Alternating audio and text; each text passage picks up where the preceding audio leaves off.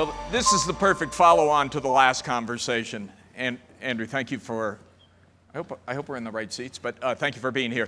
Perfect follow-on to the last conversation. Andrew, Dow Chemical is the exact opposite of a startup.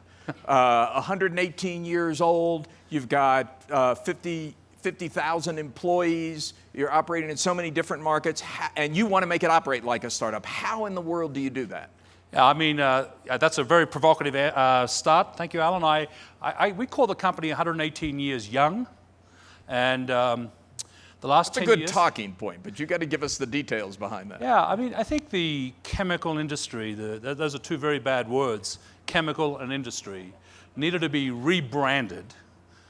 This audience here and the whole conference, the technology sector, and what it's done to innovate and to allow us all to be more productive, more efficient, more communicative, the chemistry behind all that is embedded in our science, yet we're the greatest story never told. So one of the things that we did 10 years ago that the company was very, very committed to doing was to rediscover innovation.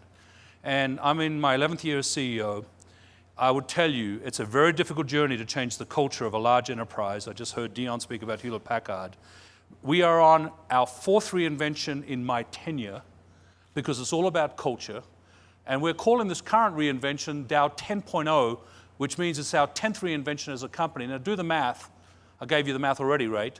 4 reinventions in 10 years, 6 in 108 years. So the pace that you're all living with is the pace I'm living with. And our chemical industry has been decimated because it never innovated at that pace. Didn't have to. Didn't have to until 20 years ago. And if you do the top 20 chemical companies in 1990, top 20 2010, only 3 have survived. And those are the 3 that are innovating. These are top 20 in terms of revenue, so they're of scale. They're of the Hewlett-Packard scale.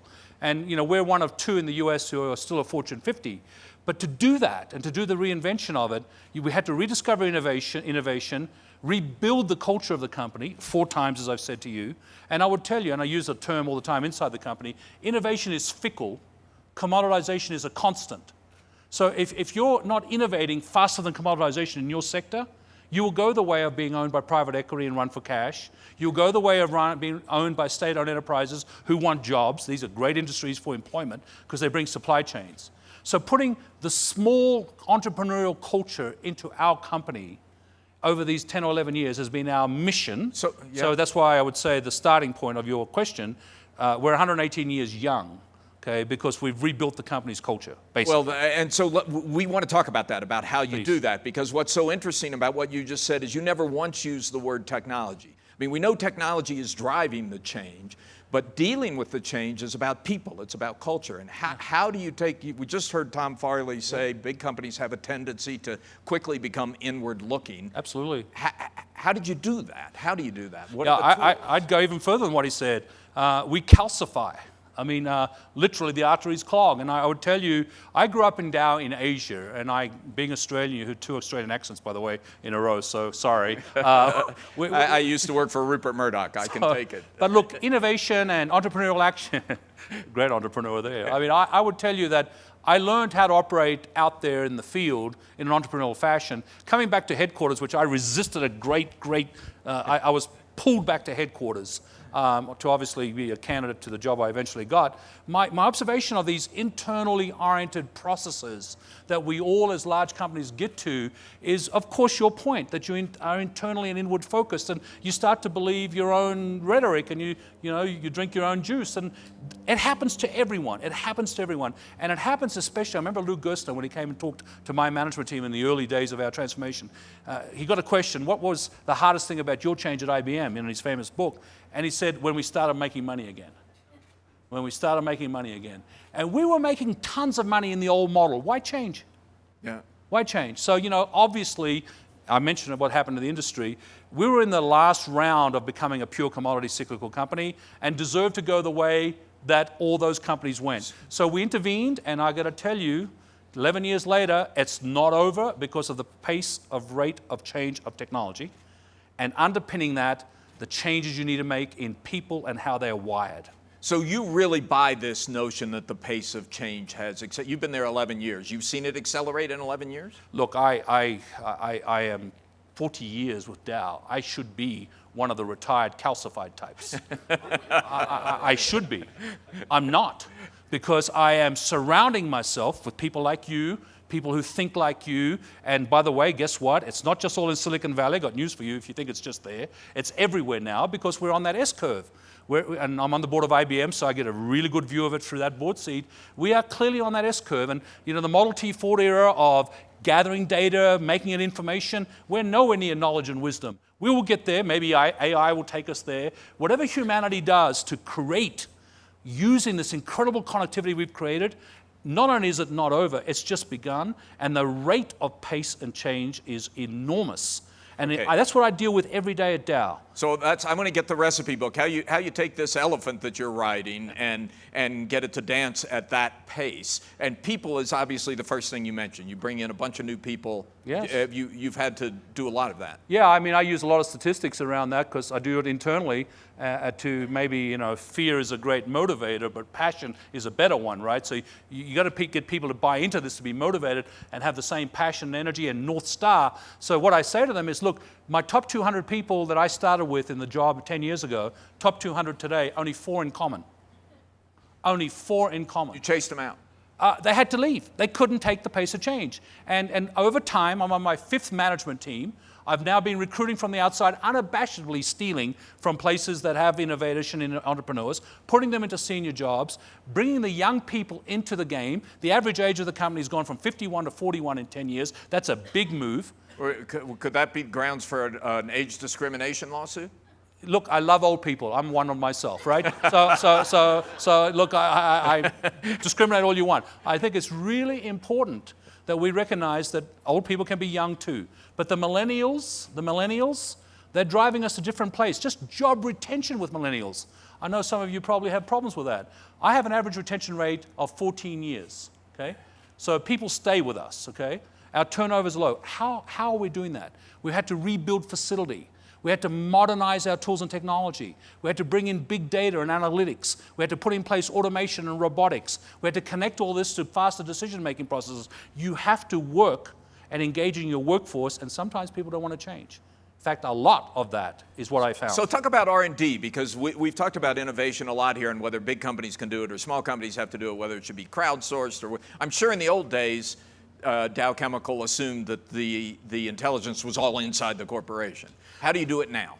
Yeah, well, firstly, we broke that assumption apart and borrowed very freely from companies like P&G and others who, of scale, who did open source innovation and idea fest and idea generation, extended the lab bench. To do that, using the United States as an example, we did this globally.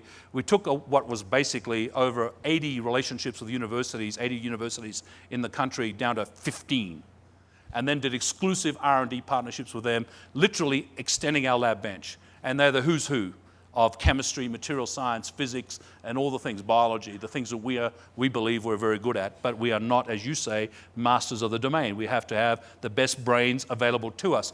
Making exclusive partnerships with them, shared IP, that was breakthrough for us. Hiring a CTO from outside of Dow, first time ever. First time ever in 108 years. I brought in a gentleman from GE, number 2 at GE. He did a great job. He retired recently. His replacement came also from outside of Dow. And the third thing, and the most important thing, is rebuild the supply chain. And for that, we put $500 million of shareholder money at work with these 15 schools to help them rebuild, modernize their laboratories, modernize and automate experimentation, and then do it inside the house with high throughput screening. We put in place automation with robotics from the pharmaceutical industry. I've gone from doing 20,000 experiments a year to 2 million a year. So that must, from 20,000 to 2 million. In 10 years. That's astounding that come out of your R&D operation. Average time of discovery to launch of our products, and we launched 5,000 new products last year, has gone down to 14 months. And what was it 7 years ago? 7 years. 7 years to 14 months. Yes, and I've still got places to go. And that number of products, how does that compare to 10 years? We've literally, it's over 10 times. We were doing 500. 10 times the number of new products every year than you were doing 10 years ago. And of course, the portfolio's changed. I heard Dion talk about that. We're not a chemical company anymore. We're a science company. We have 2/3 of the portfolio deeply rooted in material science and biological science.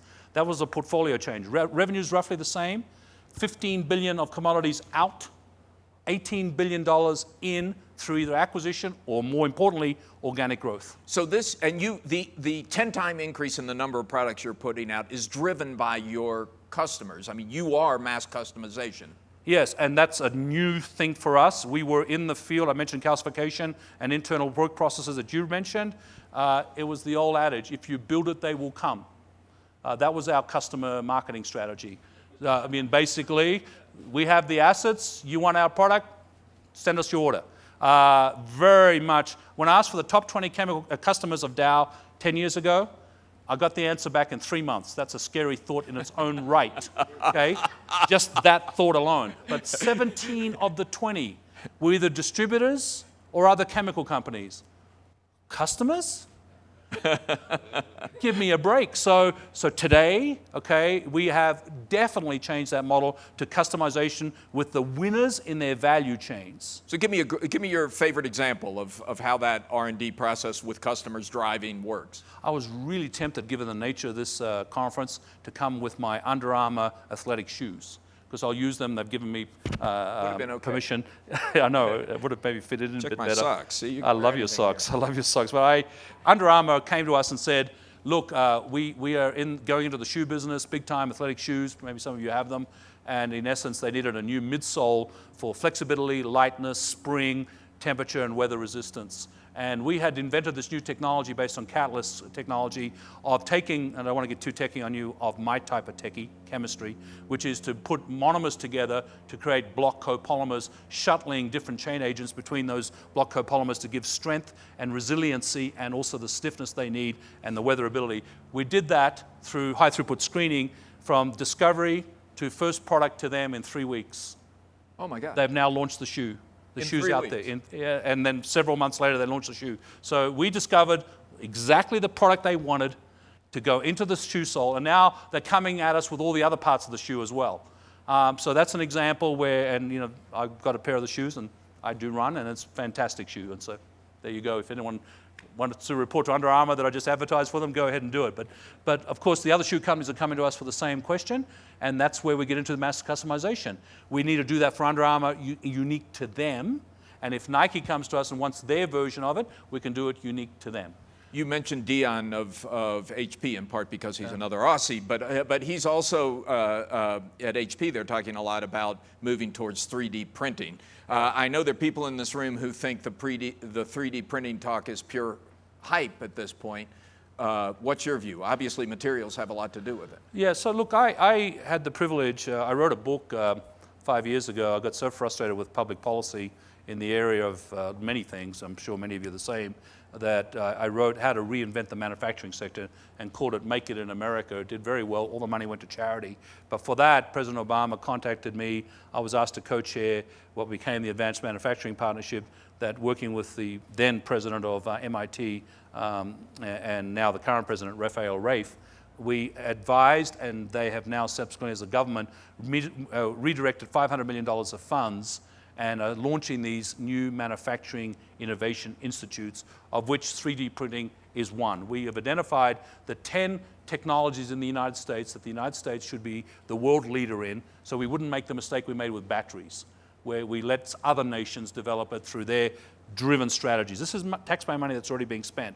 So one of them is, in fact, the Digital Design Manufacturing Innovation Institute at the University of Chicago, in Chicago, Bernard-Champaign, Chicago, Illinois, and we're founding members of it. And what's going on there, you should go visit it. And in fact, there's 4 others of these centers, depending on your technology. You should go on the website and go check this out. They're called NMMIs.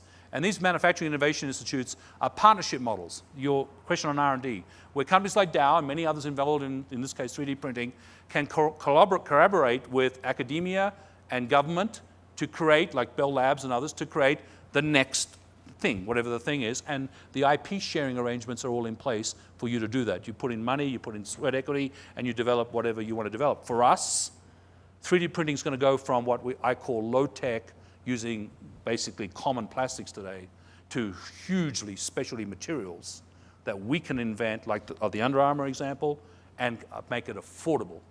So I believe 3D printing will be a massive disruption just downstream from us.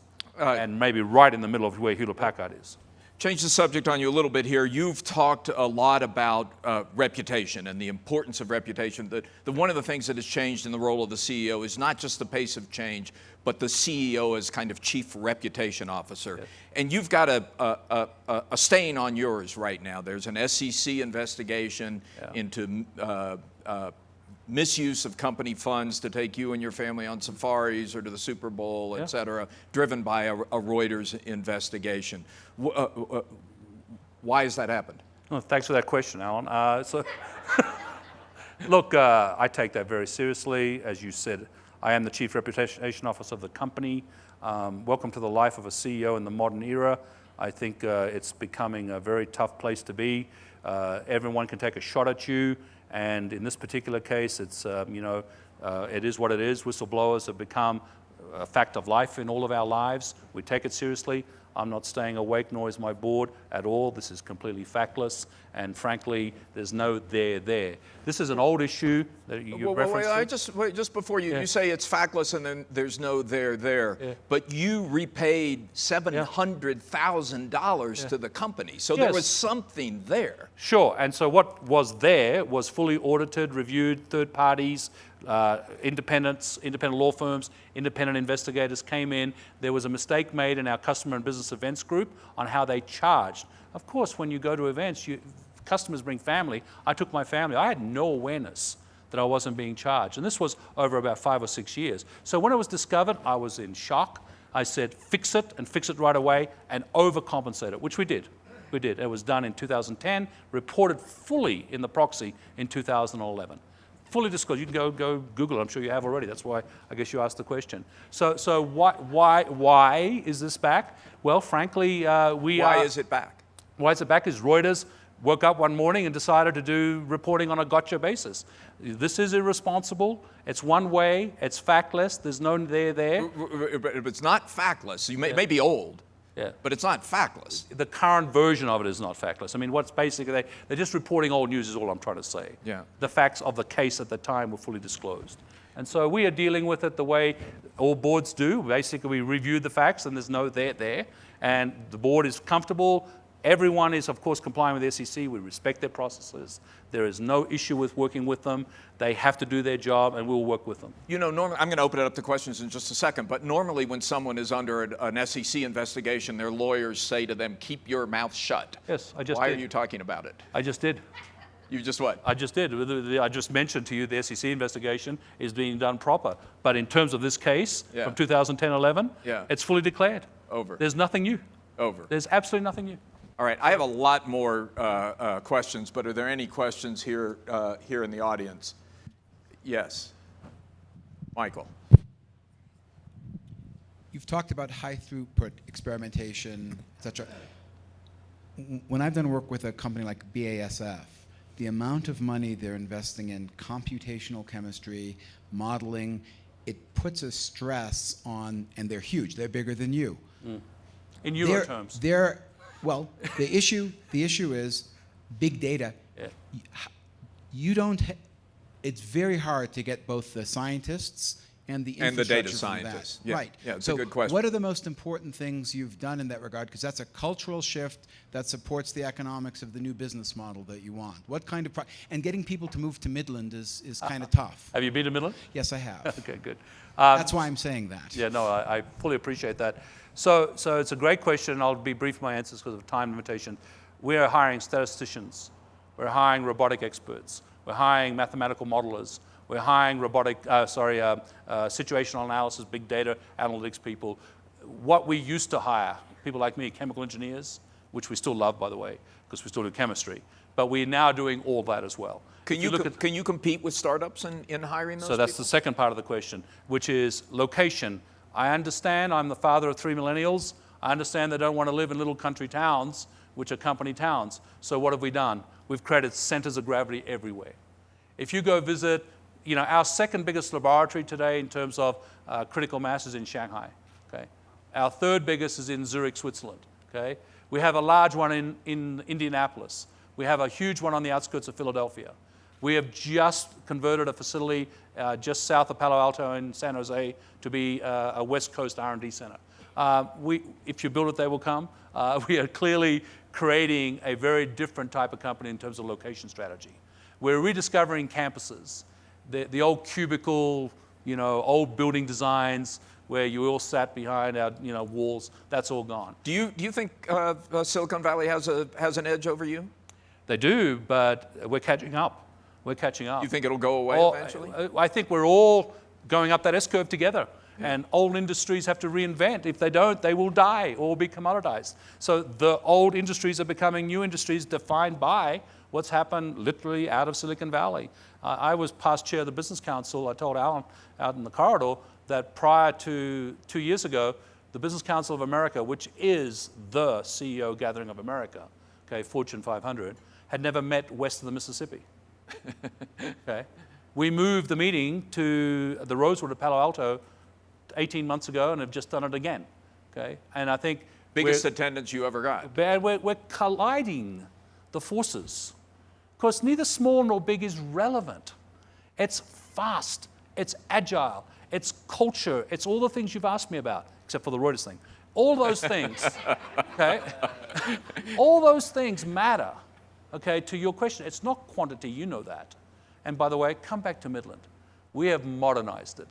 No, seriously. Yeah. No, we're going to move brainstorm. We're going to move brainstorm tech to Midland next year. Everybody in favor, raise your hand. Happy to host you. One last question. We have just a couple of minutes. Anybody have one last question? Let me ask you then finally, because you spend a lot of your time in Washington D.C. You mentioned the book Make It in America. Yeah. You mentioned the Business Council. You're on the board of the Business Roundtable. Why the hell do you do that? Well, that's a whole hour, but I'll do it 2 seconds. You have a minute. 2 minutes. Minute and 43 seconds. A minute and 42 seconds. So I will definitely always defend this notion that we're not only operating on this S-curve that I mentioned, but we're operating at intersections. We're operating at the intersection of sciences, we've just spoken about that, and we're operating at the intersection of the most vital of them all, business, government, civil society. I haven't talked to you about our Sustainability 2025 goals. I'd love to at some other time. Go Google them. We are having to respond to the role of the regulator by being proactive and providing them information and knowledge that they don't have at their fingertips. And to do that, if you don't show up, the literal expression, right? If you're not at the table, you're on the menu. You're on the menu. And you will be regulated in places that you will not like, every industry. Yeah. So you have to, let's face it, the quality of our leaders, yeah, right? So we have to work hard at bringing the information and the knowledge to them. Public policy matters. This is not big government or small government. That's an irrelevant debate. It's smart government. And if we're smart, we're part of that conversation. You have a candidate? Don't get me on the spot. I can't even vote in this country. I'm Australian, as you already pointed out. I'm neither blue nor red. I'm purple. And I hope that's a cliche that you all are. Okay? This is a great country. This is a phenomenal country. We are doing magnificent things. We've got to stop beating ourselves up and keep working on the numerator, okay? And stop dragging the debate down to the wrong stuff. Yeah. And you guys have a responsibility in the media to do that. I know Fortune's great, but all of us, and then you mentioned... we have 8 seconds. Could you say that one more time? You have a responsibility. We all have a responsibility, and Fortune is great. Thank you very much. Andrew, thank you. It's a very good conversation.